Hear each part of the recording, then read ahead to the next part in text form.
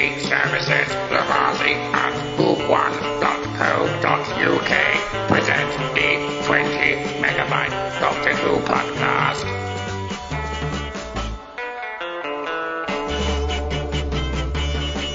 Hello and welcome to the 20 megabyte Doctor Who podcast, episode 486. I'm Adam, and don't you dare make this place domestic. And here's Ben Shoveler. You really should record the pre-on-air bits to put out, because the amount of abuse you give everyone is shocking. I don't remember that being. I just want to allow all of our listeners to know just what a cruel man you are. Thank you. And calling Kirby Bartlett Sloan what you were calling him before we went live is unforgivable, Adam. Well, we were live at that point. It was on Facebook. I like Kirby. I just want to put it out there. I like Kirby. If you don't, maybe you shouldn't have him on the podcast. For 10 years, right. Yeah, exactly. And Kirby Bartlett Sloan.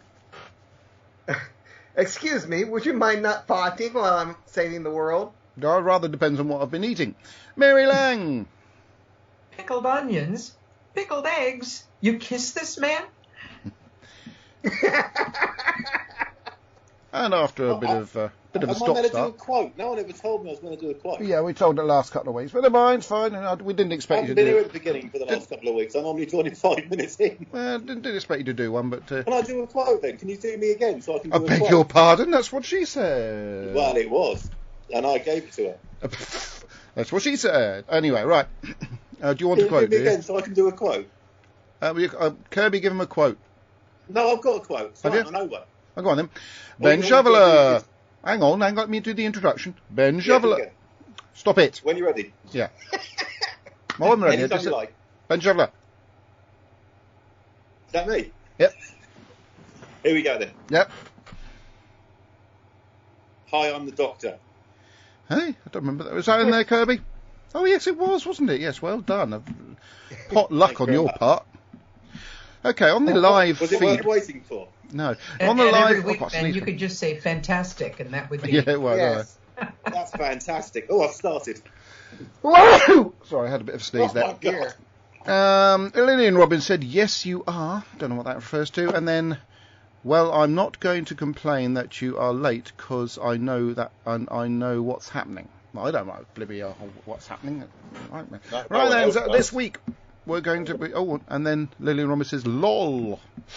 We're going to be reviewing Aliens of London and whatever the second episode was called, which I can't remember off the top of my head. World War III. War 3, okay. I thought it was World War 3, actually, but never mind. I said World War III. They do. It came through as War 3. Just saying. Well, you, The you episode- need to have your ears checked. No, I don't. It's just a Skype thing. The episode begins with the Doctor and Rose arriving back in good old Blythe, London stroke Cardiff, and Rose sort of basically saying to them, don't go anywhere, because he's told her, is it 6 days or something since, or something like that? No, 12 hours. How many? 12 hours. 12 hours, but of course when she goes back into the flat, her mother's sort of a bit shocked to see her, and then they soon realise that with all the posters that have been posted around, missing persons posters, that it's been slightly longer than 12 hours, as you say, and the Doctor Well, comes 12 in. months. 12 months.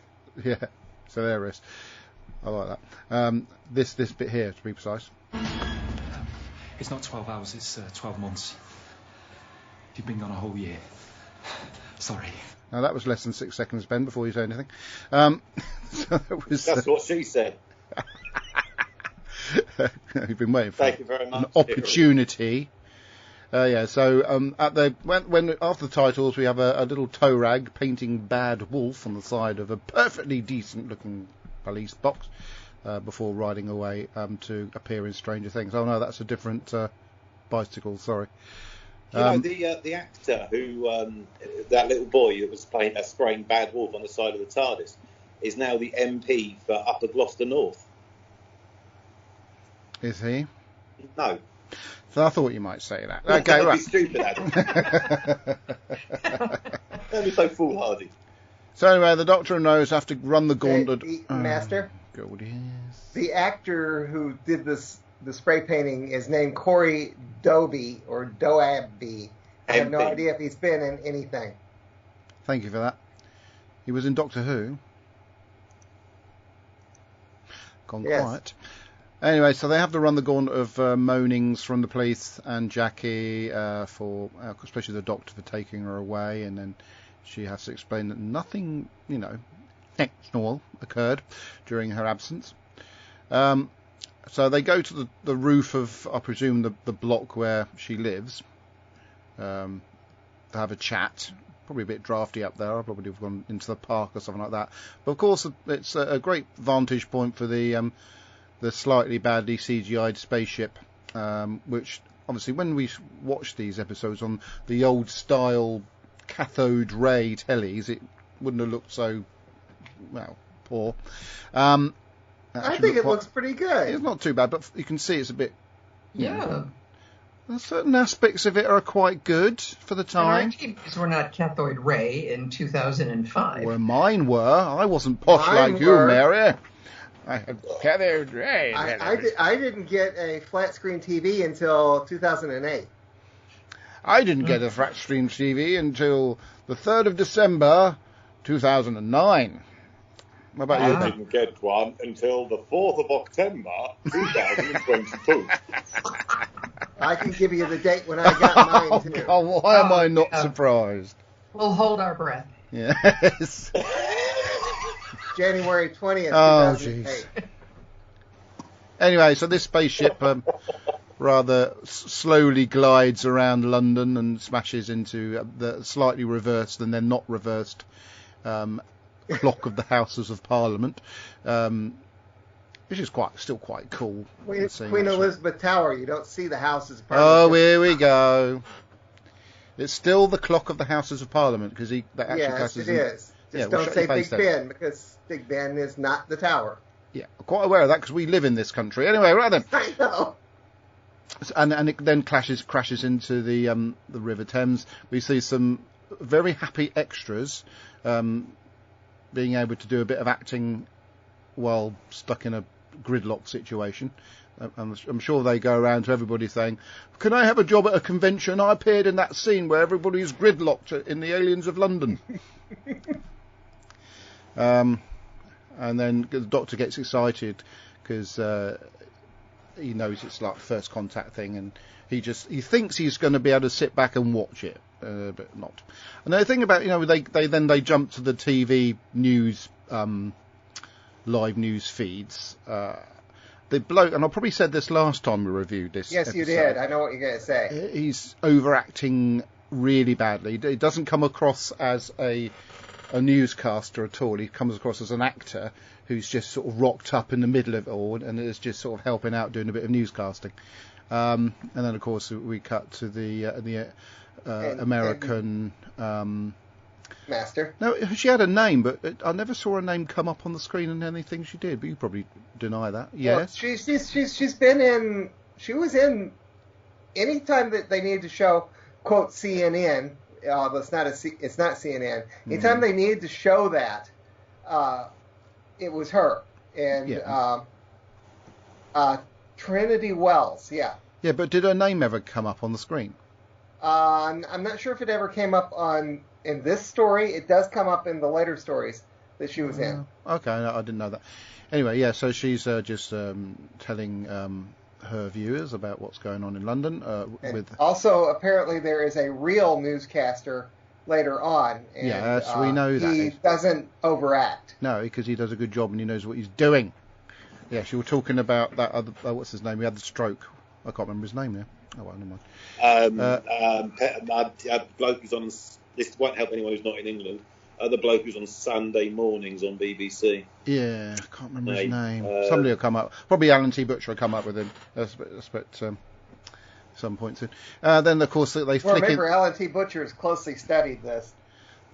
Anyway, the Doctor and Rose are watching what's all this stuff unfolding on TV, and of course Matt Baker, who was on Blue Peter at the time, gets his little cameo while making a cake that looks like the spaceship.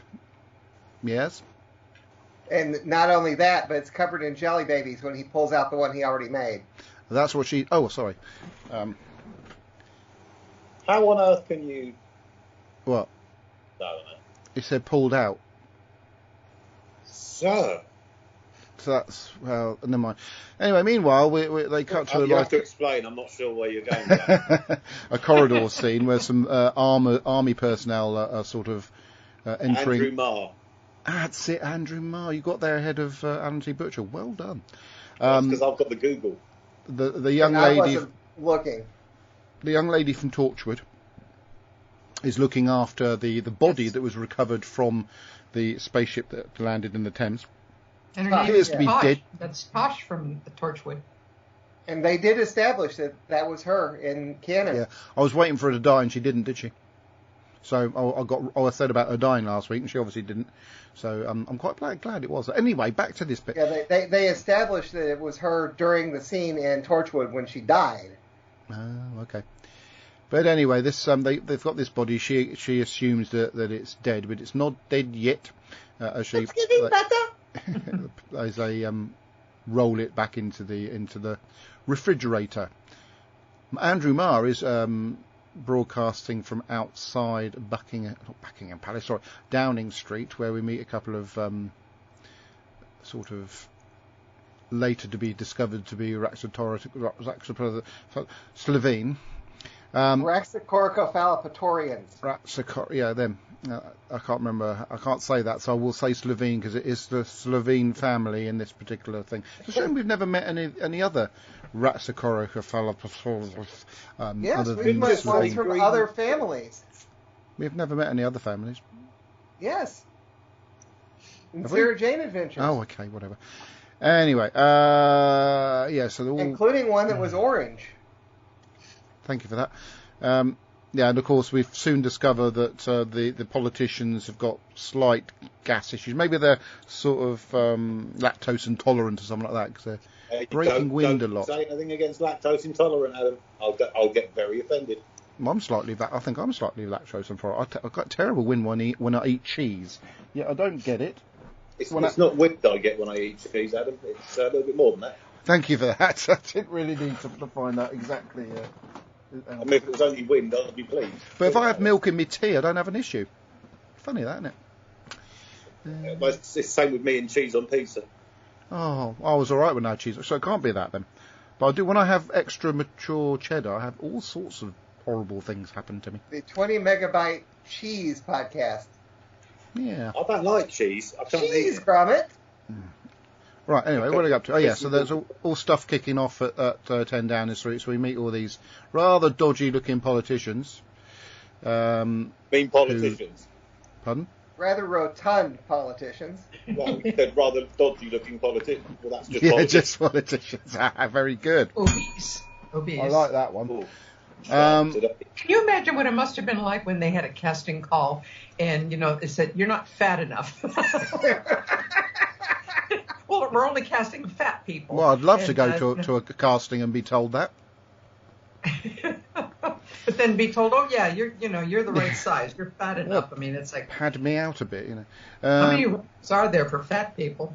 Indeed. So, so these politicians who They're only big now bones. are what? Sorry, big boned. Big No, bones. they were fat. Are up to Fluffy. something. They're But called fluffy. we know they're actually aliens. So that, and of course, with all this news going out about this First Contact thing, there's got some rather ridiculous scenes of people hanging out of their balconies with banners saying "Hello ET" and stuff like that. And then Mickey has a look out of his sort of balcony himself and sees the Doctor walking towards the TARDIS, and then runs to try and catch him straight into the corrugated iron fence thing where the TARDIS stood. Dr. Meanwhile has a TARDIS. My daughter used to call it a TARDIS. Dude, I tell you. Well, I'm sure his running into the wall was for comedic effect. It but was. It just looked too fake. Yeah, he would run that hard up and into the TARDIS. Yes, indeed. And then we meet Harriet. Harriet Jones, is it? Harriet Jones. What's her name? Well, back when Noah Clark was starting to do the character, he was told to do it comedically. Oh, okay. But is it Harriet Jones MP for MP. Rydell Yes, North? Rydell North. Oh, so, Rydell High, yeah. I And know how. I must admit, her constantly doing that is a little bit irritating with the... No, it's I not. don't know. It's a good. There are things that, when you get a nice repeating funny moment like that, I think it's always good for any show. And that was that little one I did there. I liked it. a couple of times. It sets the character. Yeah, exactly. I suppose so. I believe she does it more in this story than any other stories. Well, isn't she Prime Minister for all the other stories she's in? Yes, and There you go, then. and there's the comedic thing where she actually introduces herself with her card as Prime Minister once or twice in the next story we see her in, and then I think once or twice in the other two stories that she's in. Well, yeah, Okay. but then it's followed by, the funny line, yes, we know who you are. Yes, Yeah. with the Daleks. Yeah, I love that one. Meanwhile, As she dies. Lady from Torchwood is in the sort of Taj. lab on her own, and so she hears some banging going on. That's what he said. And when when she approaches the banging, Deb said, "Ooh, I'll just run. I wouldn't go and open the door up." This is a deliberate recreation of the mortuary scene in the 1996 movie. It Yeah. was Mary. Well done. Dang. Anyway, so the Doctor's parked his TARDIS in a cupboard, opens the door with his sonic screwdriver and walks into a room full of soldiers who, after a slight confused pause, grab their guns and point it at him. And does he say, "Take me to your leader" or something like that? Yes, he does, yes. I've always wanted to say this. So that would have been a good quote. I'll remember that for next week. Okay. And then he takes over the situation like the Doctor always does. Indeed. So, and then of course, the woman from Torchwood does eventually Taj. sort of, whatever, open the cupboard up, and just in time for the Doctor to investigate the noise. He finds her sort of crumpled in a heap, and they all go in search of the creature that has got out of its little Yeah, it's someone that you've met. phase Adam. of unconsciousness. Someone I've met. What are you talking about? Yes, Jimmy V. Oh, okay. Didn't know he was that athletic, to be fair. Anyway, so they say don't. He says don't shoot. So of course he does get shot, and dead. The piggy dead. So while the Slovene sort of get together for yet another meeting, they sort of get a bit silly with the commanding officer of the military and basically kill him and take his body and throw things in the cupboard. And we've got to mention the Prime Minister has disappeared. So this chap, the Slovene, is going to take over as acting Prime Minister. And he's done that. So, have I gone past the scene where where Mickey demands an apology from Jackie because he was accused of... Because he goes into the No, I flat don't and think all... so. Oh, good, right. So Mickey arrives at Jackie's flat where everybody in the whole neighbourhood is crowded around their TV, because obviously none of their TVs are working, to watch what's going on, and he's a bit appalled because, of course, Jackie accused him of murdering Rose, which is a fairly Master? plausible storyline. Yes? How can Jackie afford a television license? I thought they were quite expensive. They're about £4,000 these days. Well, she Well, could did have... you see the big overstuffed leather chairs they also have in there? I mean, Yeah. she's I got thought some this crazy is- stuff in This that is apartment. public housing, isn't it? Yeah, Yeah. see, this is the thing that you need to understand, you see. This is why people want to come to England so much. Because when you turn up in England, you get given a flat which is fully furnished, a job, a car, and that's exactly what happened to Jackie, but she spent all of her benefits money on nice stuff instead of food for Rose, which is why she's looking so gaunt. Well, there you go. So, yeah, Mickey demands an explanation, and they sort of... And then, of course, I forgot to mention the Doctor gave Rose the key to the TARDIS, which apparently glows when the TARDIS is about to arrive. The Doctor is not particularly happy when Jackie and Mickey follow Rose behind them into the TARDIS console room, and Jackie then goes a little bit funny and realises the Doctor's an alien, and there's a emergency helpline from not bad, he's not a bad actor, is he? He's just a bit over the top. Well, he is a bad actor, isn't he? Because he can't act as a normal newscaster. He has to act like a over-dramatic actor with a newscaster's coat on. Anyway, there's an emergency alien helpline, which she called. And, of course, the number's on the screen, so you can imagine at the time Doctor Who fans are phoning that number left, right and centre. How many times did you call it, Adam? None. Because Deb wouldn't allow me. What happens if you call that number? I don't know, but Deb wouldn't have allowed me to phone that number, because in those days... Well, I do know what happens. What? Because the BBC has a set, kind of load of numbers that they use for TV programmes. Because if you remember when they were doing was it Sarah Jane Adventures, and they had to call the Doctor? The thing, call the Doctor or whatever, and everyone, I can't remember.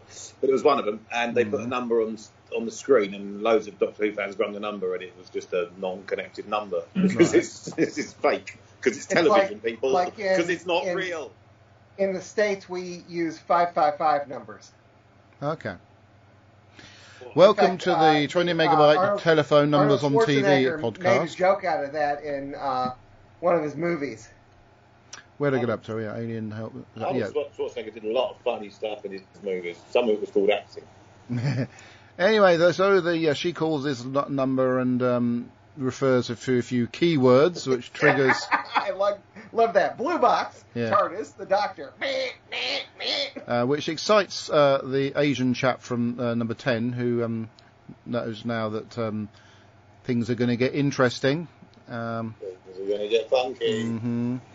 So, Does it make you wonder, though, and to me this is a bit of incongruity, is that if people on Earth are so thick, like the Doctor says, that we forget when things are, crazy right in front of us. Yes. How is it that they have a file about the Doctor? But that was in the those archives underneath the Tower of London, what they're called again? Yeah, it's not everybody who's thick. No, well... we've just, in the middle of this coronavirus thing, it's been quite blatantly obvious that quite a few people are quite thick, to be fair. Yes. And so, congratulations, Mr. RTD, for preempting that. Where do we get up to? Oh, yeah, so Harriet, and that sounded like Carriot, but it's because I was going to say something else, and then I moved into Harriet, is listening into the Slovene conversation. You moved into Harriet? She's moving into sort of like spy mode. So the Doctor is then showing the kids in the TARDIS console room what he can get on his telly. The sports packages. Yeah. And they step out of the TARDIS and to be surrounded by soldiers because, of course, now he's alien, blah. Oh, no, it's because they want the Doctor to help them, yes. Yeah, the scene where the helicopter is shining the spotlight down on the Doctor and Rose, that's a CGI helicopter. Thank you. Right, where do we get up to? CGI helicopters. Oh, yeah, so... Yeah, so Jackie he said, well, yeah, I want my daughter, don't hurt my daughter, but go and get the Doctor. But they ended up taking the Doctor and Rose, and of course he's showing off to no end because they're going to 10 Downing Street and she can go in with them.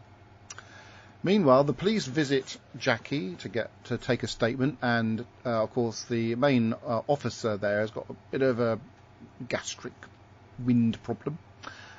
Which indicates that we now know he's actually Slovene and she's in terrible danger. Maybe he was lactose intolerant. Oh, no. Harriet meets Rose and tells her all about what she's heard. The Doctor is given a little sort of like an identity badge to go into a meeting where he can then address everyone and tell them what's happening. Sadly for him, he's been sort of found out, and so while the Slovene are unzipping their foreheads and getting into battle mode, that's not a phrase you hear every day, is it? No, and the Doctor and everybody in the room gets electrocuted by some button, and that's the end of that episode. Master. Yes. what I like about that is we remember back in the classic series we established that the Doctor could not be easily electrocuted. Yeah, well, I mean, obviously, actually at the time I couldn't remember how he got out of this. I was thinking, how did he get out of it? So I had forgotten that. So it was quite a good cliffhanger. What did she hear?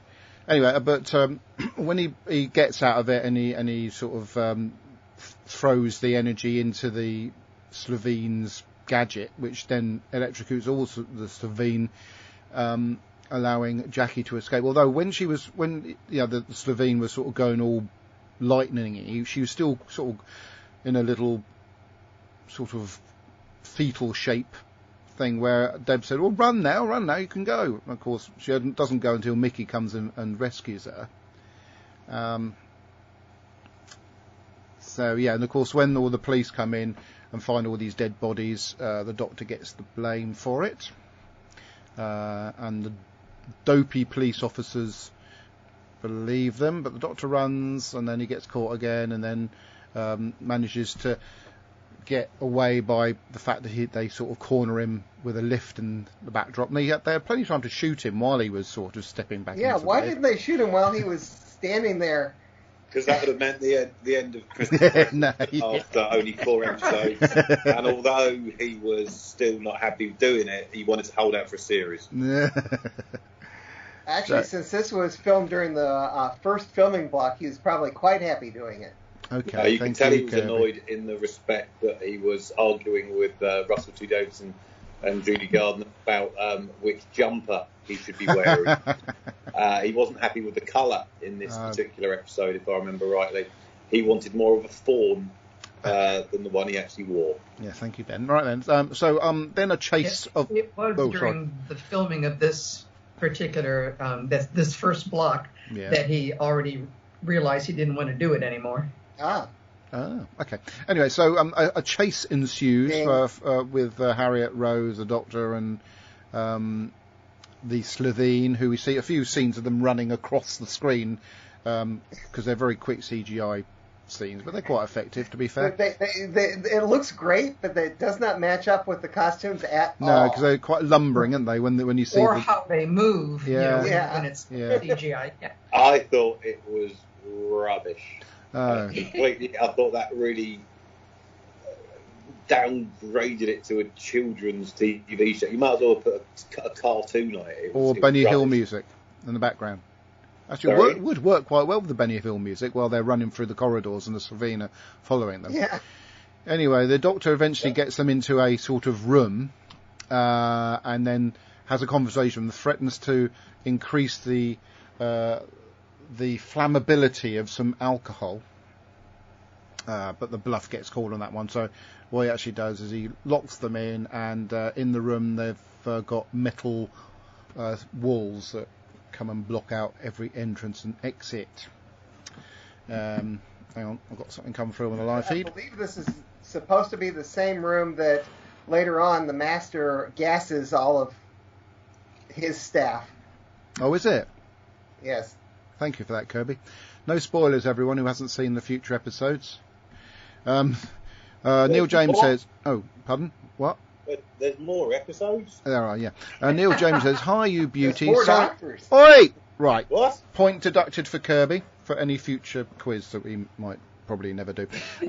Hi, you beauty. Sorry I'm late, but not as late as the Doc and Rose. I'm not being interrupted. I'm going to read that message from Neil, and then he finishes with a year. Eh? Oh, of course. So, sorry for that, Neil. That was Ben's fault. Wasn't it, Ben? What? Everything's my fault. What? What was that? So, yeah, meanwhile, Jackie and Mickey are trying to escape their situation. Andrew Marr is still broadcasting from outside number 10, and the Slovene are welcoming in some dignitaries. And so, and then, of course, the police Slovene has returned to his what? It's amazing how all of the cars around number 10 and all over London seem to have Welsh license plates. Okay, well, that can happen, but there you go. Anyway, so Yeah, so they found a job lot of cheap cars, did the government, but they were installed in Wales. That's where they were registered. That's all it was, Kirby. Uh-huh. Yeah, sure. Kirsty's almost ready. She's saying goodbye on Colton. She's very dedicated to podcasting. What I'll do, I'll call her, and then she can join the conversation as and when. Isn't that generous of me? Yes. Kirsty, You just sign on and press the join the call button. Right. Hey. Oh, actually, no. I've got her on the screen, ready to drop in. So tell her, if you can, Kirby, yes, to let me know when she's actually ready. Thank you very much, and I shall continue with this episode. So while they're in this lockdown room, which is rather ironic for where we are now, I'm going to scratch my back with this magic wand. They find bodies in the cupboard, and I think they, at some point in the cupboard, they also found the Prime Minister. They do. Yes. So they go about. They got a computer, fortunately. Have they got a computer? Yes. No, they got a phone, and the Doctor, who is actually, when you look at the Doctor in history, Master. No, the Doctor. We talked about the Master just a minute ago. All communications cannot go through that steel thing except for Rose's superphone. Yeah, well, that's logical. Of course, Kirby, duh. Anyway, yeah, because I was just saying about the Doctor and the way he is to Mickey. He's very bullying-ish. Does that make sense? He's horrible. So he's not really that horrible. It's not as if Mickey is a member of the police or the army, which he has. Other Doctors have been a bit, rude to people in there. But he's very rude to Mickey, and I never really worked out. I don't know. Why. The relationship kind of reminds me of, I don't know, maybe you and Kirby.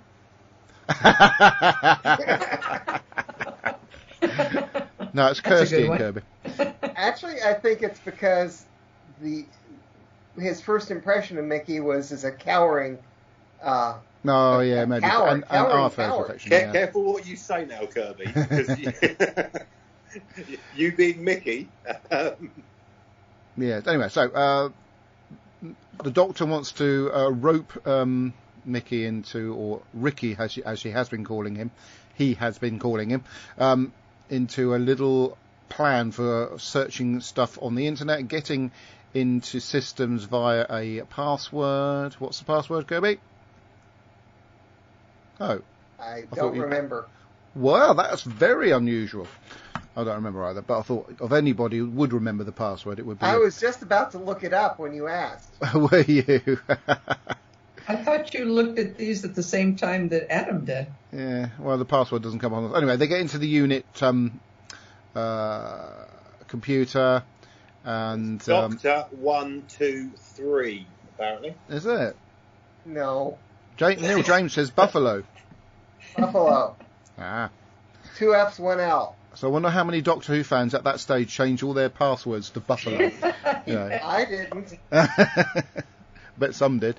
Anyway, so there's a bit of a hold off in the flat with Mickey and what's the other woman called? Oh yeah, Jackie.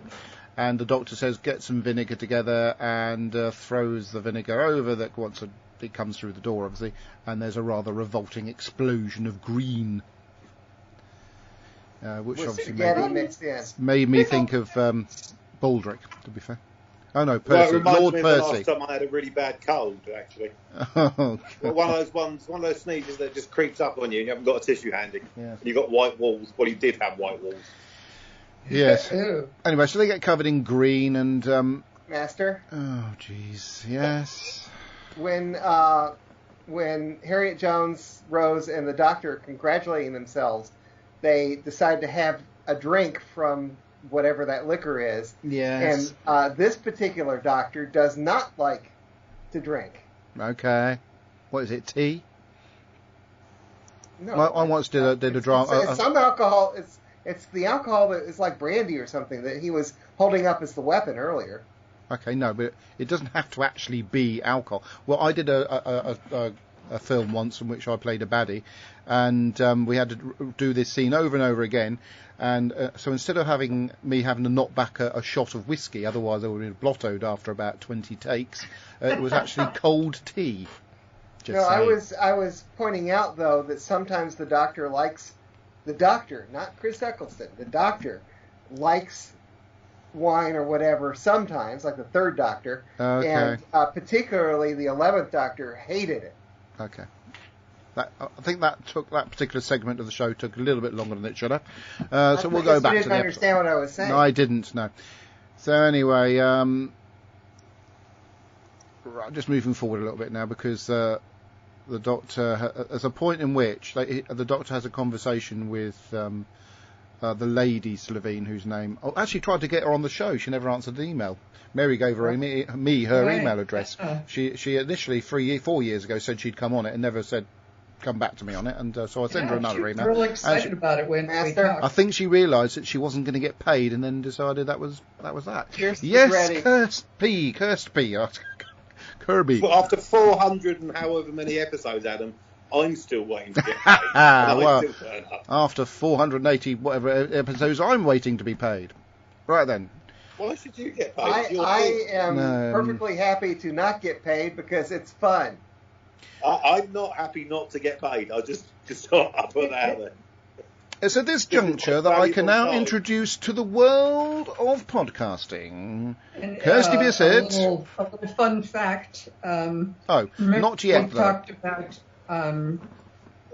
Fraser Hines getting into Outlander because the author really liked his name, and we've all heard the story. And then he ended up, when they filmed it, that he was included in Outlander. Well, Annette Badland is also in those first episodes of Outlander.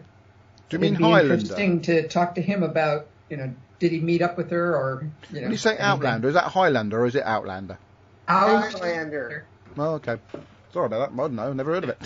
So we're done with the episode then? Hang on, Kirsty. Pretend you haven't said that, because the listeners will be totally and utterly confused, because I said I introduced you and then Mary spoke. So they will I think didn't that... hear you introducing him. I'm sorry. Right then. May I introduce Kirsty Bissett? Shame. I quite enjoy being Oliver. He had a wife, a mistress, and a young farmer. Nice one. Right then, Kirsty, we're sort of halfway through the second episode, so you'll be pleased to hear you've missed about Or an 3 hour's quarters of the worth way through both episodes. of stuff. Right then. Oh, so- have we talked about the fact that Toshiko is in this? no, we haven't spoken about that. Have we? Is she that lady that was in Torchwood? Yes, No, we she's haven't in this. Have we spoken about that? And it's actually official. Yes, it is. I mentioned that already. Yeah, don't think he wouldn't have mentioned that. Really? Yeah, really. I'm just shocked and how was that? Stunned? No. Shocked I and stunned. tell you what, I just won't say anything for the rest of the Oh, going through this, and let you come up with the rest of the here we go. Anecdotes. yes. Right, so let's join as Except Mary's got a whole list too. Yes, okay. We're up to the bit where the Doctor is having a final conversation with Lady Slevine, saying that if you don't lay off, I will stop you. And of course, then it all kicks off because there's a nuclear strike been ordered,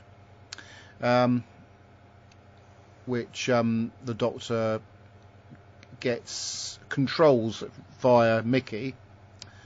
And of course they all think they're going to die. Rose is given the option to not be involved in it because it's quite dangerous, and but she finds that they're in a room that's like a solid metal thing, a bunker thing. So they decide to go and hide in a cupboard because that gives them a slight bit of extra protection. Which of course it works because they survived. The whole building was completely demolished. But the little steel box they were in survived. And just moving forward a little bit more, with all the explosions going off. Quite good at special effects, actually. Quite impressed with that. And so some interesting debris around their box, actually, which I never did work out what it was. And Harriet then runs off into the street and sort of takes over. Now, the Doctor's been struggling to remember where he's heard her name before. Of course, he's heard her name in the future, isn't he? but doesn't know what she's time going to do. traveller. Yeah. And so yeah, He's a time traveler? yeah. Oh, yeah. I know this. Well, I think that's what the little pink TARDIS thing's for. Oh, Anyway, so finally, it gives because Am I on the Mickey right helped out. podcast? Because Mickey helped save the world, finally, No. he gives him a little bit of respect and offers him a place in the TARDIS. But he doesn't like travelling in TARDISes unless the Doctor looks a little bit like David Tennant, so he didn't go on this particular occasion. I don't blame him, to be honest. Of the story. Right then, so... It's okay, this story. I quite like the two-parter situation where we had a nice cliffhanger in the middle. It was a really good cliffhanger. I don't particularly like Slovene as aliens. I think first watching the farting jokes were okay. Slightly awkward, but okay. But obviously we've had Slovene in several stories and situations since then, and find that it's not that funny, to be fair. Although, I must admit, while we were watching, Dev was chuckling away every time there was a farting noise, so obviously it depends what his sense of humour is like, I suppose. But it does make me laugh. I don't understand why she finds it funny, because when I fart, she finds it really annoying, and I don't do this often as Naveen. It's because she can smell yours. Hey, Mary, nothing but... Hey, But yeah, it's it's okay. I prefer stories where they're not on Earth, to be fair, but... Yes, it's okay. Right, now, as you've just turned up, Kirsty, what did you think of this two-parter? It's interesting. I thought I was going to hate it, but then I forgot about some of the things I really, really like Penelope Wilton. Yes. It's just fantastic. I've got a bit of a crush on her, to be honest. She's just wrong in every aspect of it. But it started back with ever decreasing circles, and maybe earlier back than that. Yeah. Yeah, anyway, probably shouldn't dwell on that. She's in Afterlife as well with Ricky Gervais. Yes. That's one of the reasons why I'm thinking of watching it, because you're like, ooh. But yeah, just her mannerisms and that and everything, and just the fact that she just keeps pushing for it. It's like doesn't care. It's like, oh yeah, aliens are here. It's like, oh, I want to talk about the cottage hospitals. She's not letting go of the cottage hospitals. That's the person you wanted in charge. Until the Doctor ruined that, which was kind of weird, just because she blew up a spaceship. You blew up 10 Downing Street, mate. So yeah, Mickey I think you're even. 10 Downing Street. Well, at the Doctor's command, so don't quibble with me. Yes, ma'am. There is no way that Mickey would have been able to hack that without the Doctor's assistance. Oh, sorry. Told exactly what to do. So. Sorry, have you come? I've come to the end. That's good. No. Oh, you're still going. Sorry, at this point. There was a big pause. I thought you'd come to the end. I was closing windows down.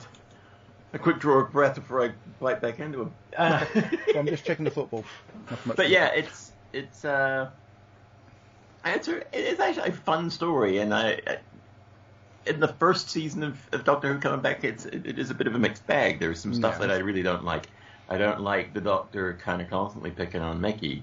He only gets this bit of respect at the end for chickening out and doing it a good way. But still, that kind of like, oh, you don't even know your own name. I'm glad they made a payoff for that later on, but at this point, it sounds like he's just being a dick to Mickey a lot. And it just doesn't sit well with me, the Doctor being that much of a dick to somebody. No. I think that's what it always missed, I think, Doctor Who, is someone turning around to the Doctor and saying, stop being a dick. Yes. Well, and we get that in this episode too, because we get Jackie holding up and whacking him one in the face. Yes. Just like he's a regular dude, because that's what would happen. So yeah, the little bits of reality and stuff, and there's some nice touches of stuff that, the Doctor's sitting there trying to watch the news, and they're just getting on with their lives, because what else are you going to do? There's nothing that these people can do about it, so you just get on with your life, right? They're not going to call you down to investigate the UFO that crashed into the Thames, but it irks the Doctor because he's stuck out of there, and so I find little bits of stuff like that really kind of cool, but then you get the farting aliens, but you got to do something for the kids too, and that's like, that's something they can do on the playground. I am the Slovene. Yeah. What's not to love about that? I'm sorry, if I was on the playground and I was 10 years old, I'd be doing farting Slovenes. It's easier than doing it. Would be farting if you followed through. Change the word farting for laughing, and it'll be funnier. It's all and giggles until somebody shits. Do you mind? I had to bleep out the stuff from last week. Anyway, but no, yeah. There's a saying like that. Yeah. What, bleeping stuff out? Let's just say this: the main thing that would have improved this is if Christopher Eccleston hadn't been in it. Sacrilege! Oh. Just really not that. I mean, like I said, he's damn rude to Mickey. And that's not his fault. That was what the script said. Yeah. But I watched the episode. I didn't watch him acting in it. I watched what's on the screen. Okay. That's what That's what we're reviewing. What's on the screen? He does offer to have him go with him at the end. Yeah, at the end, but so that's a real beginning of the episode. It's just like, oh, you finally did. You're useful for something. Oh, fine, I'll bring you then. Not surprised. Mickey's just like, sling it. Get out of here, spaceman. Anyway, yeah, that's me done. We'll see what Kirby. Whoever you pick next. No, I'm going to go for Ben. What do you reckon, Ben? Many people do so. Let me just refer to my notes. Notes? Yeah, I have my notes here because I take this seriously. This isn't something that I just rock up into my shed on a Sunday night, put football on, do stuff on my laptop, and listen to you lot talk about a program I haven't watched. It's not that. You have watched it at some point, though. Yes, of course I have. Yes. I jest. You just what? I jest. Carry on talking. Penelope Wilton indeed was brilliant. A highlight of the episode. A true dame of the British stage and screen. Penelope, dearest, I fear this is some of her best work. And I'm glad she comes back in the future as the Prime Minister. Oh, turning the Prime Minister. As the Prime Minister. I've got no bloody idea what's going on. Wear a face mask. Oh, don't wear a face mask. The Slitheen are utter rubbish. Oh, this is my notes, all right? These are my bullet points. Yeah. PW, brilliant. Slitheen, rubbish. Very childish. Yeah. Another one which I'll come back to. Not the best. Very childish. So I think my overall opinion of this one is it really was very childish. I do get what Kirsty just said, that you've got to put something in there for the kids, but I think you've got to stop it when it gets to like aiming for 5-year-olds. I just think it takes away from family entertainment. I didn't find the farting particularly amusing. And what I felt was the most disappointing thing about the entire... I didn't mind the episodes. They were all right. I say not the best, but the thing that I was utterly gutted about is the fact that there was the mentions of Torchwood, the Institute, again. Was there? And this would have been the perfect opportunity for the second showing of Eve Miles' character in Doctor Who. But unfortunately, Eve Miles didn't turn up in this one, so it wasn't very good. One of her colleagues did, though. Yes, but it wasn't Eve Miles, so it's no good. And we've got another one of her colleagues coming up very soon. Are they Eve Miles? No, they're My JB. point continues. Future Sir John Barrowman. John Oh! Chelsea have scored. Yes, they have. I could have told you that. Anyway, so yeah, it was all right. I say not the best of the season, but Series. Yeah, very good, sir. But, yeah, it did the job. Oh, that's quite a good goal. Is that Kai Havertz who's just scored? I don't know. I wasn't. No, Mason Mount. Over Mason Mount. He's to the show. Anyway, yeah. So that's me done. So someone else talk. Yes, thank you. And Kirby. Yes, that's Kirby. you, Kirby. Kirby, not Debbie. She's not here. Kirby. Speak now, Kirby. Kirby, speak up. Come on. Don't be bad. Just allow him to get his notes. He's just digging out his notes. Oh, he's got notes now. Has everybody got notes? I didn't know it was a I notes show. don't need notes. Everybody need clear the spreadsheets. floor for Kirby Bartlett's I actually do. He's about to speak any I actually moment. do come down into Wait the for basement. Kirby to start, because he will be important and his words will be entertaining. Kirby, Yes, they will. Go on, Kirby. Yes, Kirby, you may begin. start now, Kirby. Any time now. Are you ready now, Kirby? I actually do come down into Kirby, the basement floor with very is little yours. preparation nowadays. The I main had to- thing, the main prep sorry. I'm doing now Yeah. Oh, no. is listening to when we talked about it, whatever it was 9 years ago. Was that to make sure you don't say the same thing again? No, to make sure Oh. I do say the same thing. Yes, but so does that mean you never change? No. That's evident, isn't it? Yes, actually, I have changed. No, Kirby, I'm can just you, thinking, when you said listen about, back to all these episodes, let me know what I said. Let me know what Yeah. it was via an email, and then I can just read it out and I won't have to think. Well, when you said about preparation, Kirby, I was thinking when we were talking about farting that maybe the Slovene needed a bit of preparation on certain parts of their body. But carry on, nevertheless. I haven't been able to say anything yet. Well, go on then. Come I on, what are keep you trying. waiting for, man? I mean, It's not as though come on. anyone's interrupting you or anything, is it? It's a podcast. You're supposed to speak. Woof, woof, woof. Someone brought a dog in. I just heard woofing. Anyway, a it was rough funny. show. 9 years ago, we were doing a lot of reactions to magic ear flapping. Oh, bless him. So yeah. It was, There's anyway, a lot of sleeping now. I've gone through 3 phases with Aliens of London World War III. First of all, when I first saw it, I was just so excited that I was watching Doctor Who again. I was liking it. I didn't really have an opinion one way or the other about the farting aliens because it was just all new, and I was, yeah, that was kind of strange, but it was Doctor Who, and there was better monsters than I'd seen in classic Who in many cases. So, first couple of times I saw it, I was fine with it. Mm. Then I went through a phase where I really hated Aliens of London World War III because of the Slovene and the farting. And so it's been several years since I've seen it, and I like it again. The establishment of that, it's just a way of showing mainly the kids that which ones are the baddies, and they happen to have flatulence.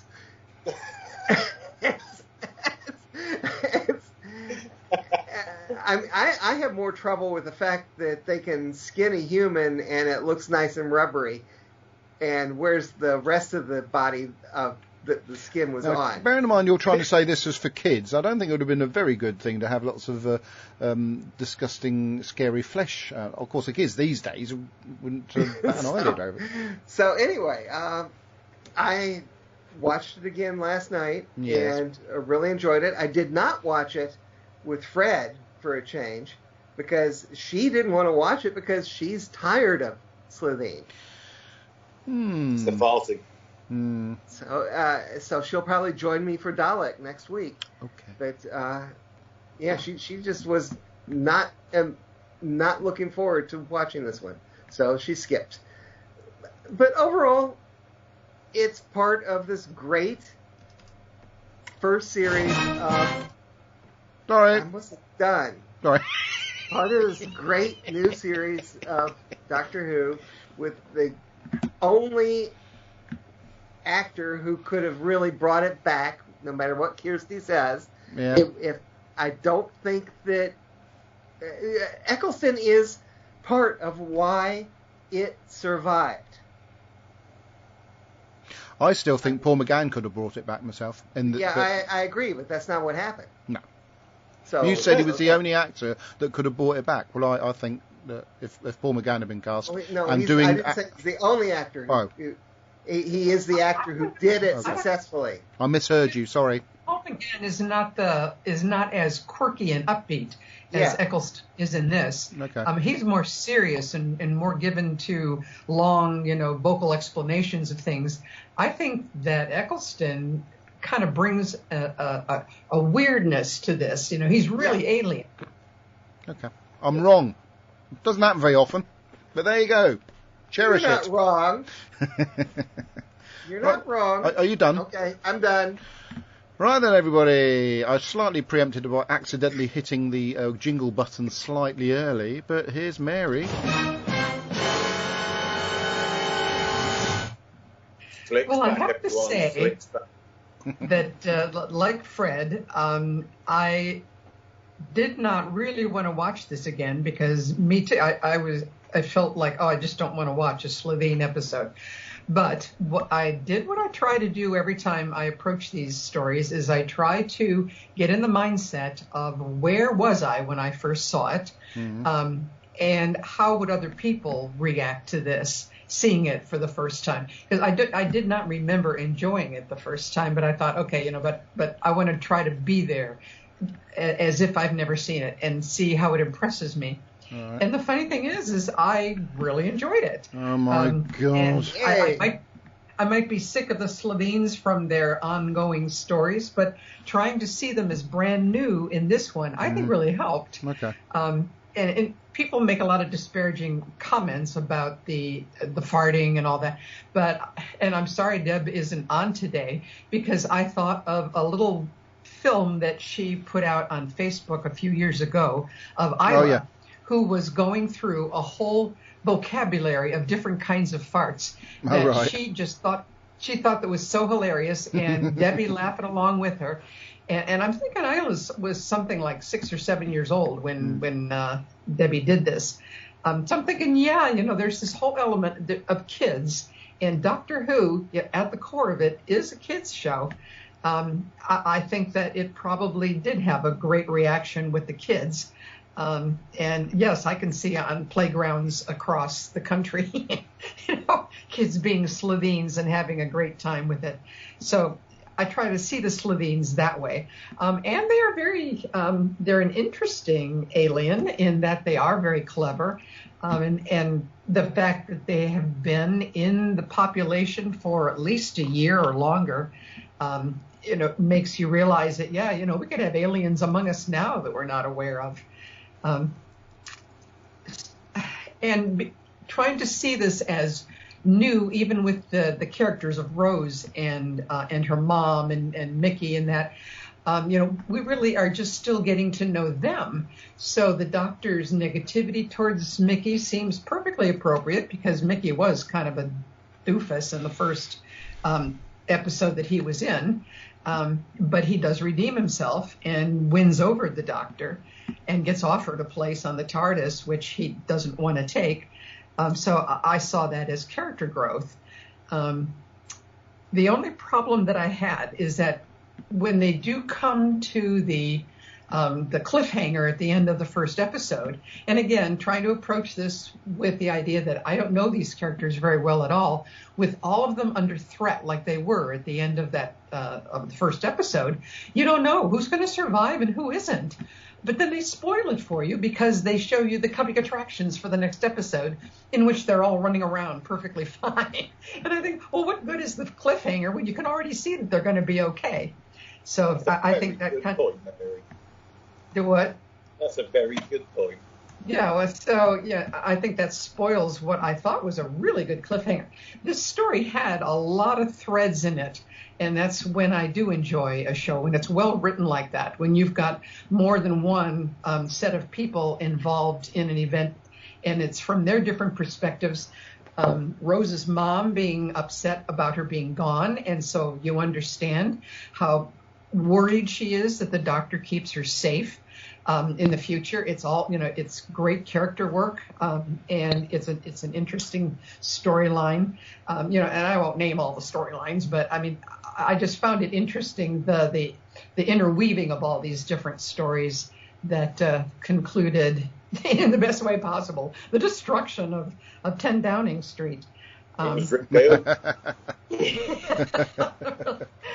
So, overall, I have to confess that I did enjoy it more, I think, this time than I did the first time I saw it.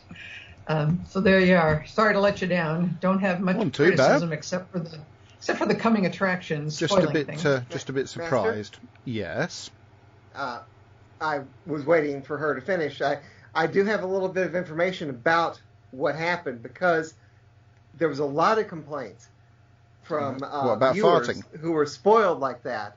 That is the last time they just went straight from the story to the coming attractions.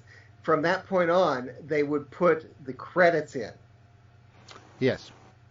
Good. Oh, really? Okay. That would give people a chance to not be spoiled because a lot of people had that opinion. Same thing. Yeah.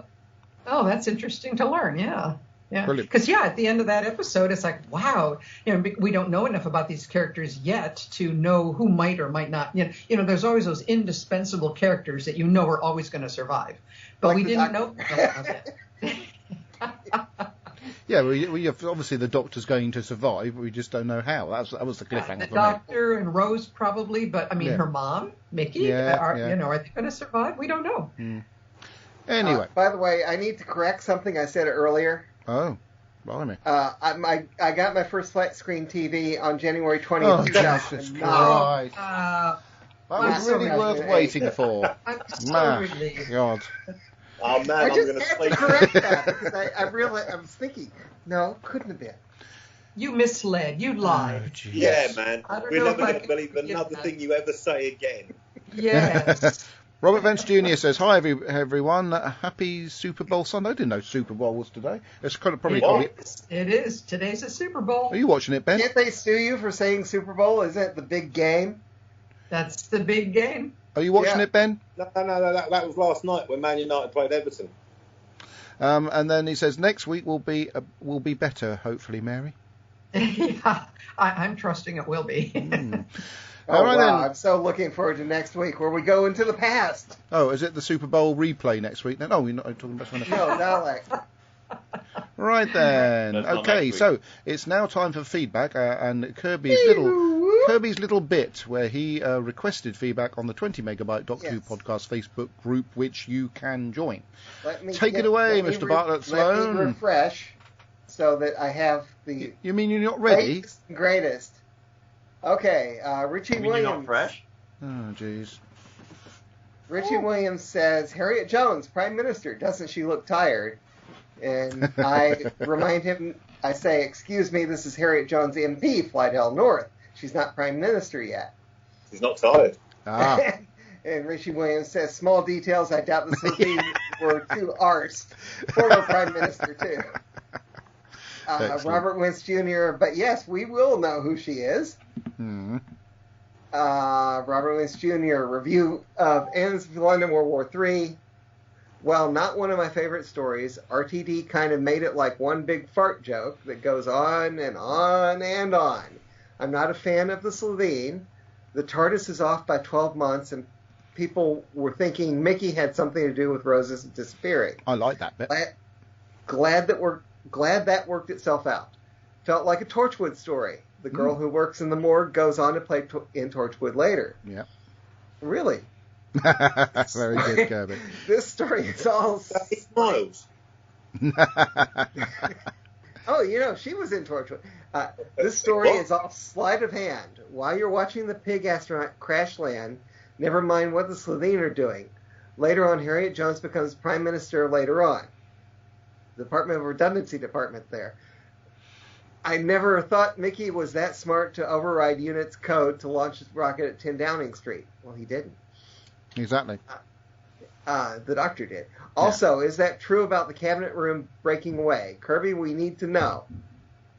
It's funny, the bluff of the brandy as a weapon. All in all, an average story, 3 out of 5. I'd say that was about right. Oh, God, not the blimmin' posted jelly a picture baby. showing the jelly babies. That works well on an audio presentation. Carry on. I'm still saying. Neil Right. James, Aliens of London, World War III. After 3 very strong stories, here we have a drop in quality. The first 2-parter of the revived series gets plenty of criticism, and a lot of it is justified, but it's certainly not all bad. In fact, the good stuff is really good. I love the spaceship's erratic descent over London before crashing into the Thames. Eccleston's joy at seeing it is wonderful. The use of the media to help tell the story works well and will go on to be used many times in the series. The music is great, and Camille Coduri acts her socks off in the scenes of Rose's year-late return. The problem is the tone. The farting Slovene are very silly. Harriet Jones is pretty silly. And Mickey running into a wall is ridiculous. I actually don't mind the pig, though. It's really freaky. True. The Slovene work much better when they're in the massive suits. The CGI ones just look dodgy.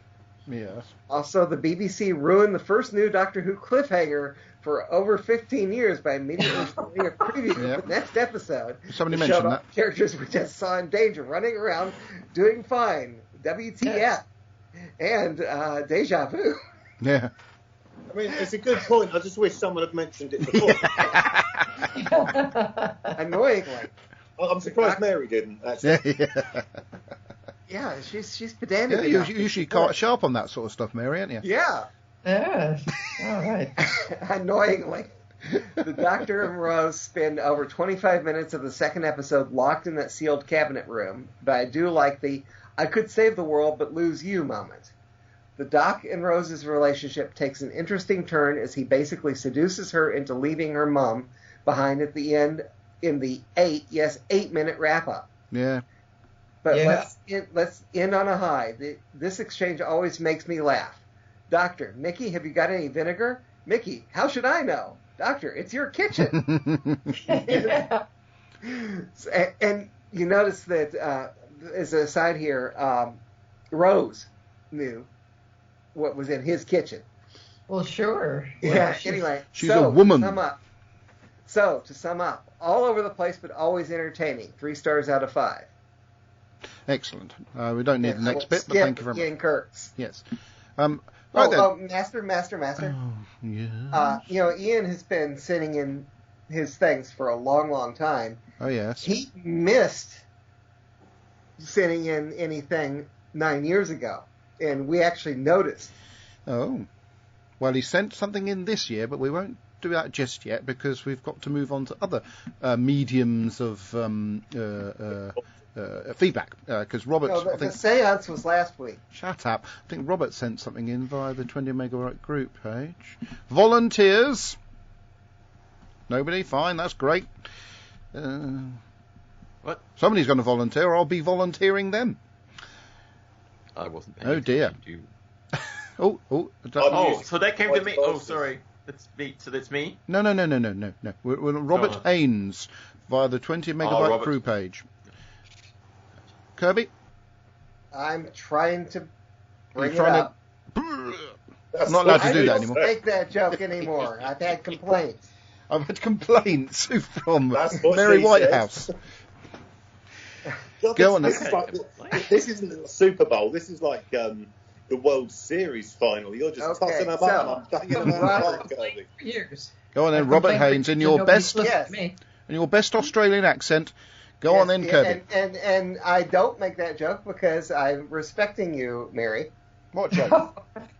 You haven't respected me for years. Hey!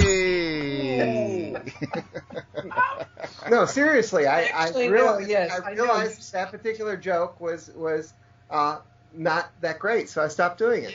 Well, Yeah, I did it, I and know I you- didn't mean. But I Sorry, know Robert Mary. keeps it up. Mary. Yeah, Robert still does it. Mary. I said Maury there. Mary. And obviously whoever just said it. That was me, and I didn't do it properly. I just did a bit of. Do it properly. It was a bit of a. Throw it properly. And Ben covered it over with a. That's what she said. So carry on, Kirby. That's what Robert says, so here's my feedback. I'm still enjoying this trip back in time for the first series of New Who. However, when I knew we were coming to the farting alien story, I approached it with trepidation. That aside, I didn't mind things so much. I quite liked the line, would you please not mind farting while I'm trying to save the world? Some of the CGI is good. The spaceship's crash landing. See? Some is showing its age, though. The human suits coming off to show the alien underneath, as well as the plain-looking textures when we see the Slovene running in a number of shots. That's what's wrong with the CGI ones. What? They've got plain text. The texture is different of their skin. It's cartoony. Yeah. Ah. Okay. So, Robert, good, Robert. Good, Robert. Okay. Good, Robert. Well done. They Good, also Robert. Good, Robert. overdid the zipper Yeah, shots Robert. too. Watching them back to back. Yeah, there were too many zipper There shots. were far too many zipper shots. I agree. There were too many zipper Yes. shots. Yeah. And I Can I kept say there were too zipper many shots. shots that included zips because there's no such word in this country as zipper. Ooh. Ooh, a pretty basic plot that quite comes across as a bit of a romp in the end. No harm in that. Something that grated on me was the Doctor constantly calling Mickey Ricky or Mickey the Idiot. Yeah. I don't think that Mickey deserved that, unlike No. the Valeyard, who got called all sorts of names Yes. by the Doctor. But then he's an enemy. Yeah. At least he and the Doctor are getting on better now. Really looking forward to Dalek. Can I just say, none of anyone's... Oh no, hold on, I'm thinking of a different episode. One thing that I kept He's looking over there for- entertaining himself. Yeah. Having a good It's time, happened man. when you half listen, mate. Since this story is before they started filming in HD, I could not see the zipper pulls closely enough to see if they were manufactured by the company I work for. Oh, gold. I also paused it on that for you, Kirby, Uh-huh. just to check. So where are we up to now? Oh, zipper. Are you still in the middle of this particular piece? No, Kirby? I've finished. Have you? That's what she said. But a lot quicker. Right then. Well, I found the Messenger app on my PC, so it makes it easier to bring all these things up so that they're not in this one long, narrow strip to read. It's a lot Yeah. easier. Yes, thank you for that, Kirby. It's easier. Right then. So we should therefore move on to this.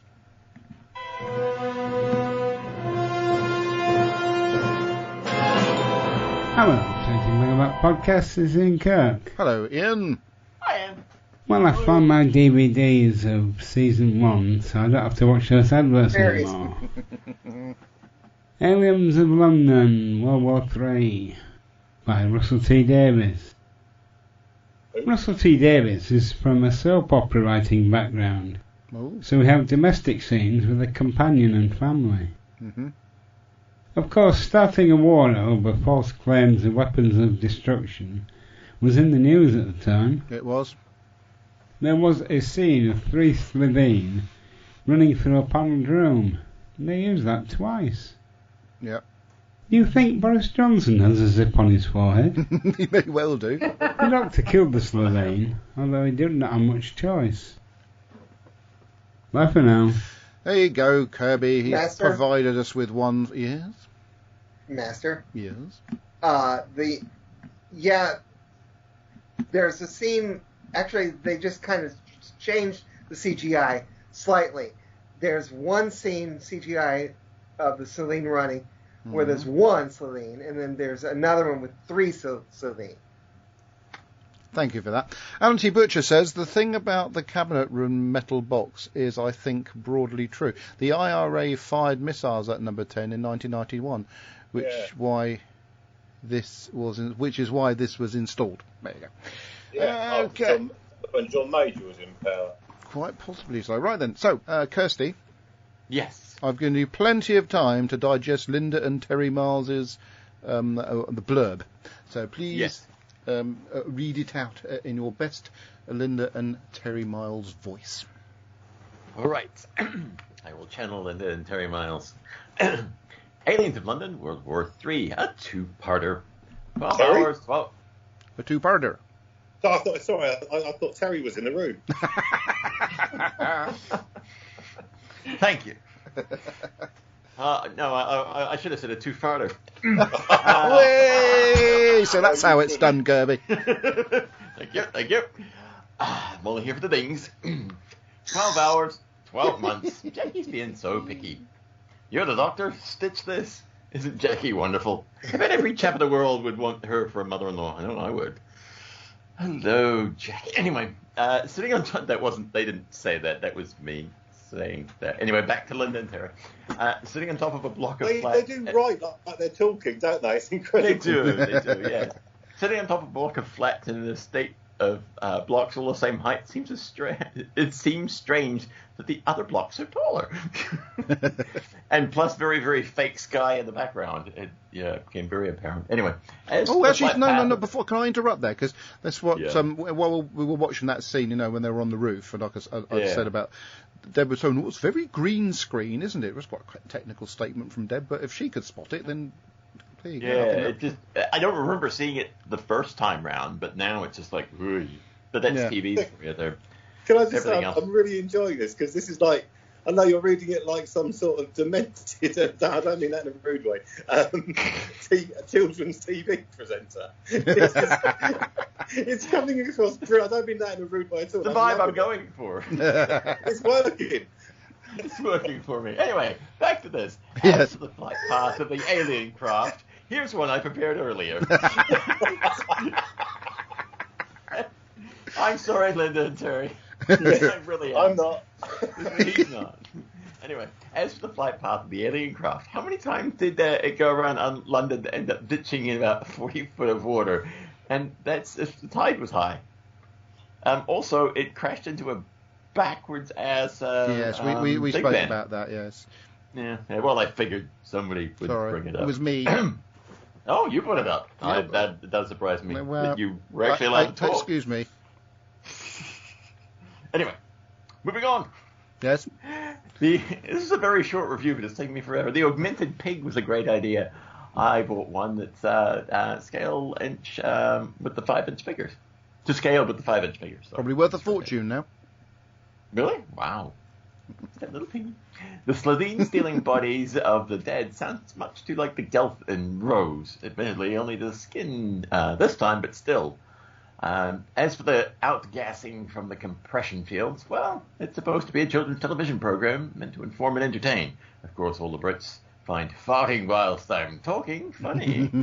The conclusion of dropping a Tomahawk missile on 10 Downing Street may be to some people's taste, but I would not recommend it, as the collateral damage would be horrendous in life as well as the property.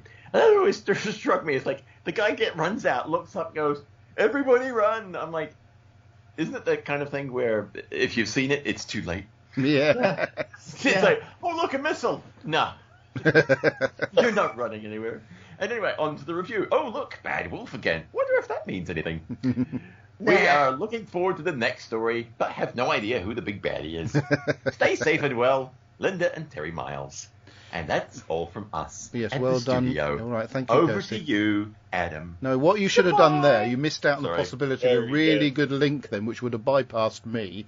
You should have said, over to you, Mary, for the feedback from Alan T. Butcher.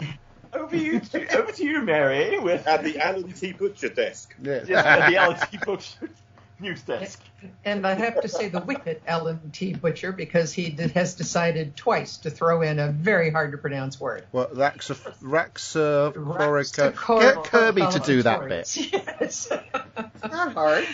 That's what.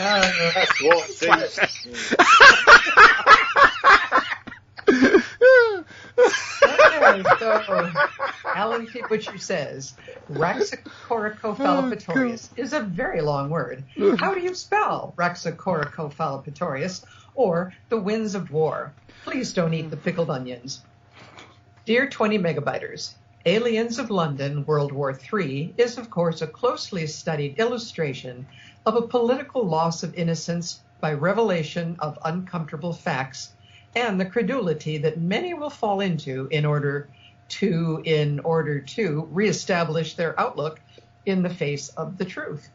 The alien invasion revealed to the world is, however, a falsification itself, as an indication of the levels of deception which often exist and perhaps oxygenate even more off-the-wall conspiracy theories. The Slovene themselves represent the sort of ruthless corporate interests which are shown achieving control in a nominal democracy, which is reduced to just one junior representative remaining. Harriet Jones does, however, represent the potential for even a weakened polity to fight back, but the resolution of the story is realistic about the amount of damage that fight back may entail.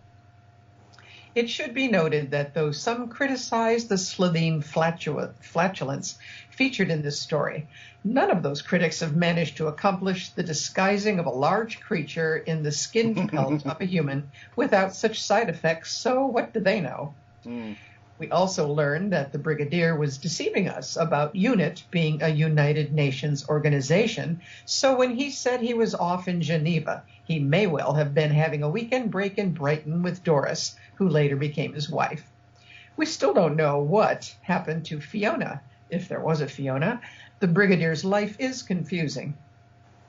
All in all, Aliens of London, World War III is a curate's egg of a story which mixes the vicious with the comic in perhaps not the most successful way in the history of the show. Once again, the Doctor is not enormously successful in this story, and the resolution is both destructive with huge probable collateral damage, and it is a bit of a reach in having Mickey's sudden capacity to hack into government weapon systems be so vital. This does seem like most clunky of plot points involving computers, since the mention of a megabyte modem by Pippin Jane Baker. Harriet's is a strong character, and let us hope her 3 terms in office as Prime Minister are not fecklessly thrown aside by the writers for a minor plot convenience within the year. It will be.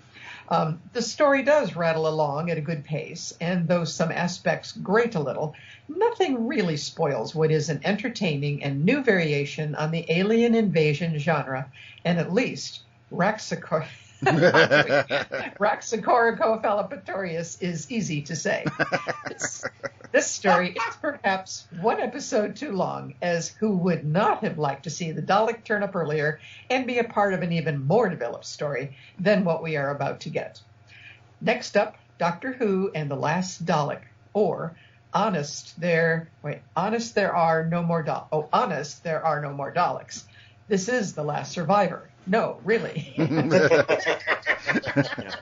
Those are my thoughts. Alan T. Butcher. Yes, thank you, Alan. It's like he knows. Well done, Mary. Yeah.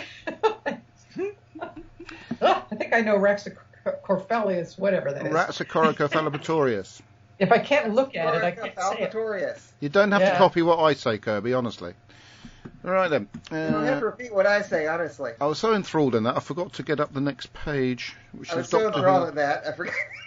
Doctor Who The News. interesting thing about the Slitheen, I find, too, and the reveal on this is that, we're so used to the alien invasion, and it's like, they really kind of play on that, and he's like, oh, they're Slitheen. It's like, no, that's just our family name. Yeah. It's just like, oh, you thought that was the name of our, what we were? No. And I just like that whole flipping it on its end. It's like, and, it kind of, it works on all sorts of levels. It's almost like the Mafia, aren't they, I suppose? One thing about the whole being able to pronounce Raxacoricophalopatorius is that for a long time I couldn't, and it was the geek daughter who immediately latched onto it and she was so proud of being able to say it all the time. Now she wants nothing to do with Doctor Who whatsoever. How about Romana Dravatnalunda? I can say it when I was saying it a lot. Romana Dravatnalunda. There we go. I said it then. Alan, Adam, are you still on Facebook? I should be, yeah. So somebody said something. Well, it's just that when I went back to it, it looks like it's done. Did you have a false start at the beginning? Yeah, there was a full start. That one's still on there. I haven't deleted it yet. No, the main one is still running. Yes, I'm still there. Hello, me. Okay. Doctor Who News. Target Books Special from the Doctor Who magazine, issue 561, which you can buy from whowon.co.uk and get delivered to your door. Is it whowon.co.uk? If you live outside the UK. Yes, and it's got lots of interesting things, including says interviews with some of the authors for upcoming Target novelisations. Friend of the show, Robert Sherman, and Joy Wilkinson and Mark Gatiss. Celebration of classic Target books. Target collectors discuss their hobbies, blah blah blah blah blah blah blah. But yeah, it's just really good actually. It's got a special gift and stuff with it. It's worth getting if you like your Target stuff.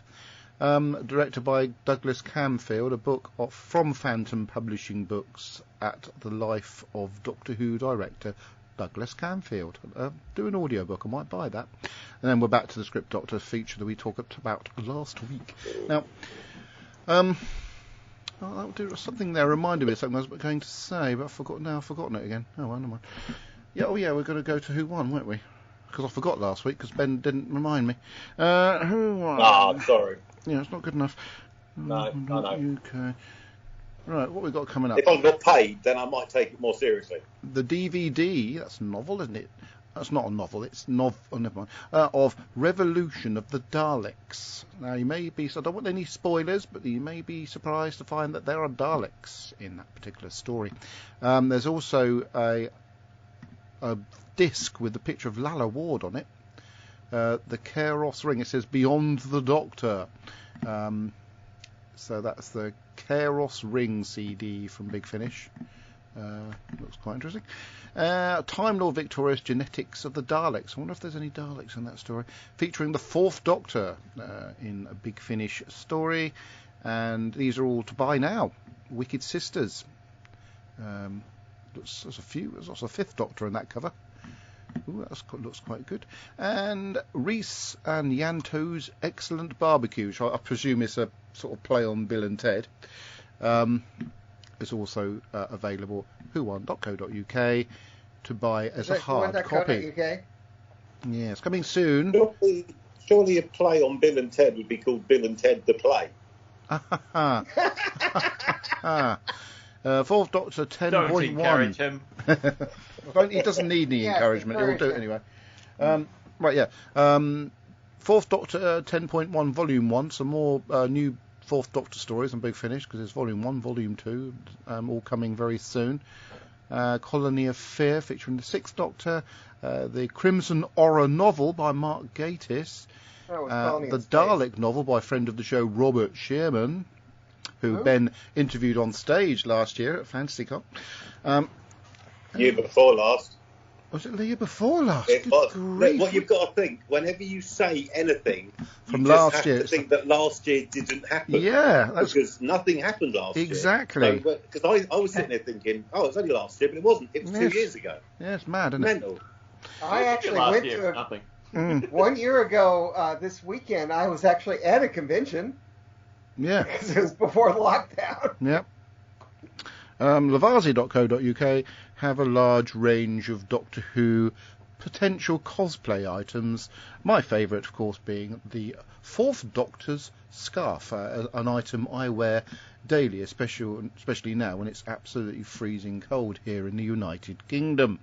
But they do have some items that are on sale, like the Tomb and Cyberman scarf, which is currently at $19.99. I'll rephrase that. They have an item that's on sale. There's probably more, actually, on their sale. I'll get myself prepared a bit better. The Doctor Who customisable shoulder bag with pins is normally $89.99. It's currently $69.99. And the Fifth Doctor Peter Davison cricket sweater, normally $49.99, now $29.99. Ideal if you want to play cricket in the summer. Buy it now, get it cheaper. So there you go. And of course their blog and their sort of platform for fan fiction is also there for everyone to see.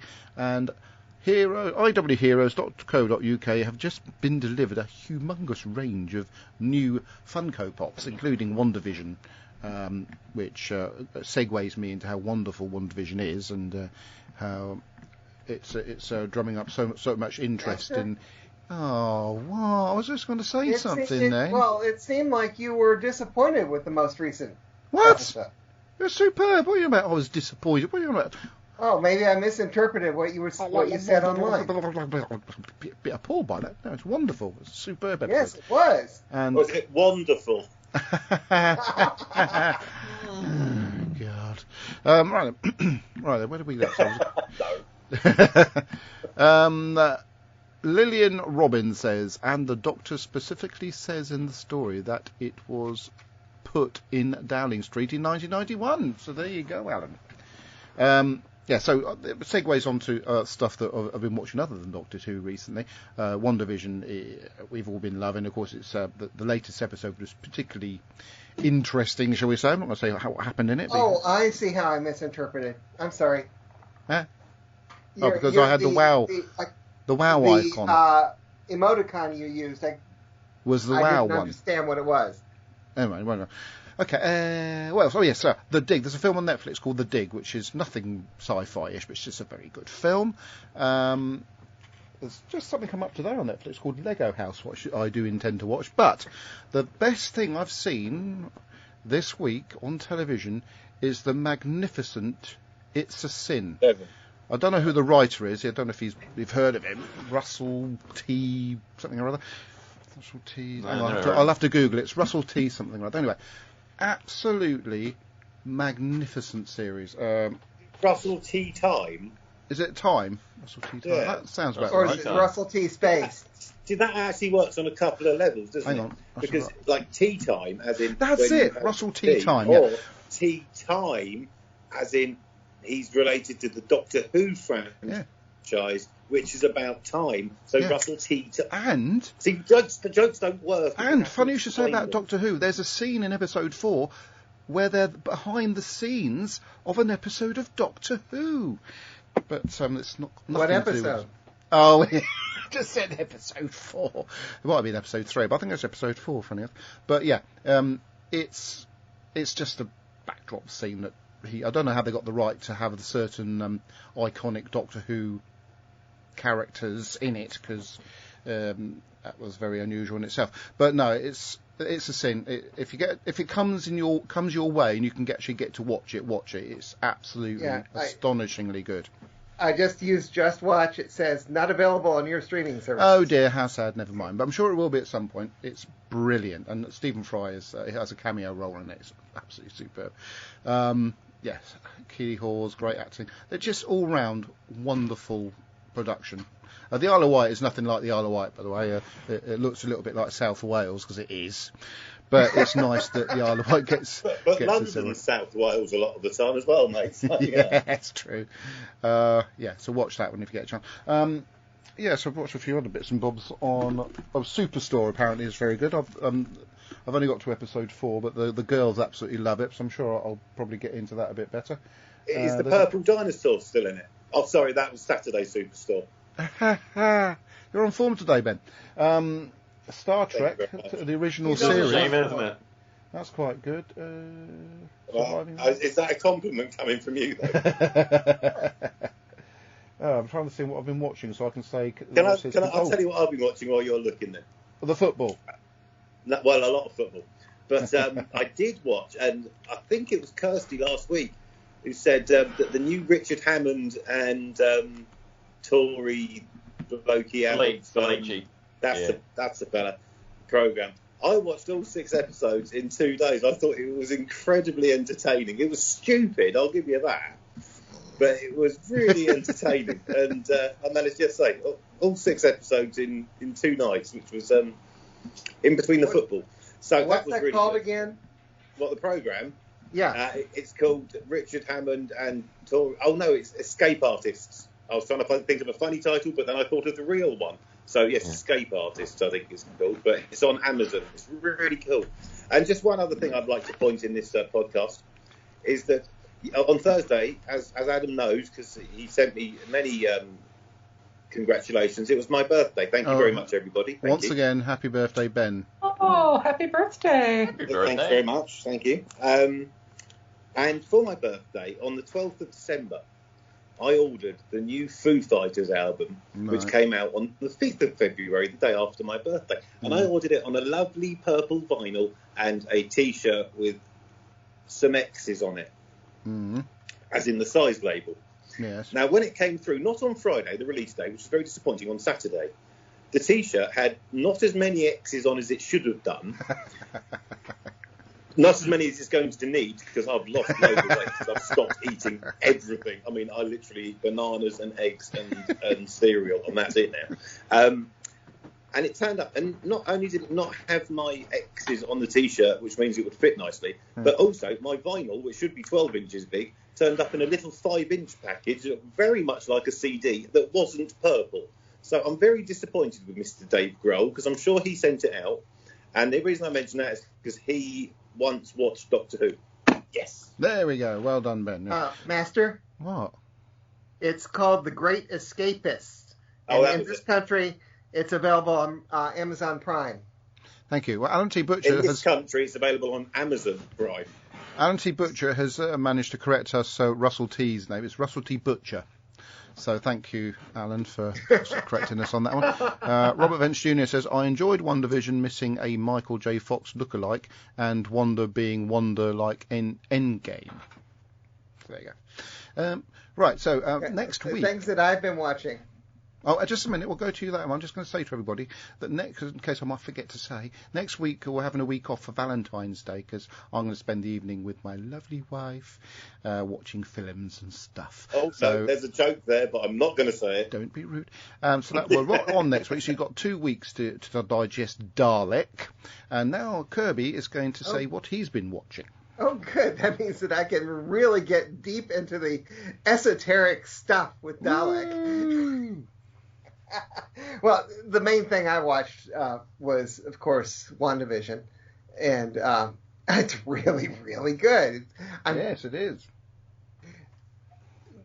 The other thing that I wanted to point out was not something I watched, but something that I participated in on a different podcast. Yes. La la la la la. Different podcast. I went up to the Earth Station 1 in orbit again and spoke with them about the sequel to the book Ready Player One, Ready Player 2. What a imaginative title. Yes. So I posted a link to the podcast in the 20 Megabyte Doctor Who podcast Facebook group, which you can join. Thank you, Kirby. Yes. And you can listen to a bunch of us describe what we liked and didn't like about it. And I'm not sure I'm looking forward to the movie when it happens. Yeah. Is that it? That's it. Okay. Yeah. Well, unless anybody's got anything else to say or recommend for our viewers to watch while in lockdown, or if you're in the Isle of Man, out and about doing normal stuff. 2 weeks' time for Dalek. Are there no men on the Isle of Wight? Dalek. It would be an Isle of Man. Dalek. What did you say? I said, are there no men on the Isle of Wight? That would make lives an Isle there, of so that Man. gives you a clue. Is that a joke? Oh, sorry. Well, it didn't work the second time around. It didn't work the first time round. Sorry, what? Alan T. Butcher says, so the story was that Ben thought it was 12 inches, but it was actually 5 inches. Is that? That's right, not Ben? what she said. So she said 3 inches. So join us next week when we work out who's going to be Not on the next podcast. week. Not next week. Yeah, well done. You've just spent the last 10 minutes telling us we're not here. That's next why week, I said it, which to is put news myself- to me. So I wouldn't fall into that trap. So next time, in 2 weeks' time, we can play the Who's Going to Be on the Show This Week game. Until then, thank you for listening, watching, taking part in the show. Please continue to do so. Goodbye. Goodbye, Fancy Pants. Chickadee puff.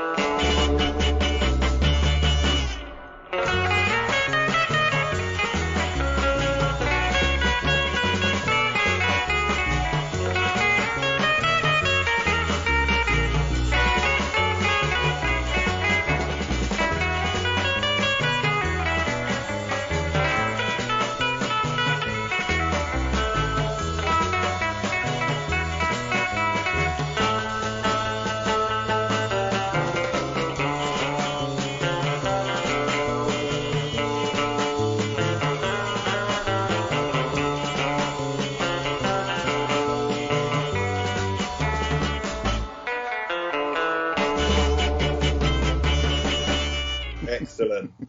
At least I managed to stop the live feed at the right time this week and not include all the bits that were on it last week that people were talking about. Yeah, but you should do, because they're the bonus bits for the watchers. Yeah. Oh no, I'm still recording, but not video. You should put this little bit after the podcast out as an extra podcast bit, as an extra podcast. You mean Easter eggs? Like on Doctor Who, the confidential. They used to this could be like the confidential bit where we were allowed to swear and say words like bum.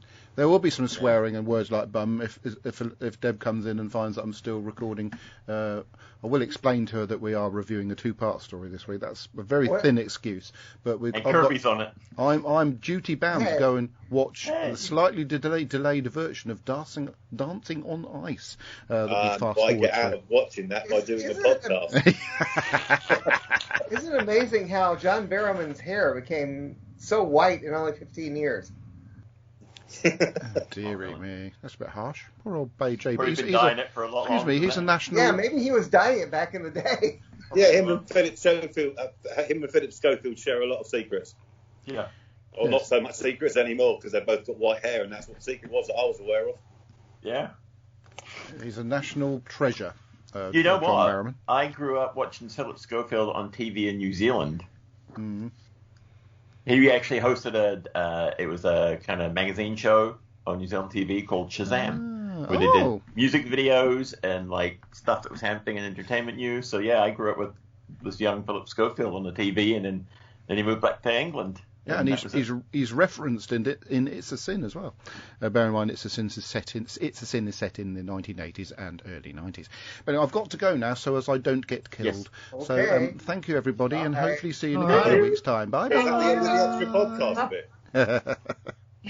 Bye-bye. Bye. The 20 Megabyte Doctor Who podcast is an APV Services production sponsored by whowon.co.uk and lavazi.co.uk.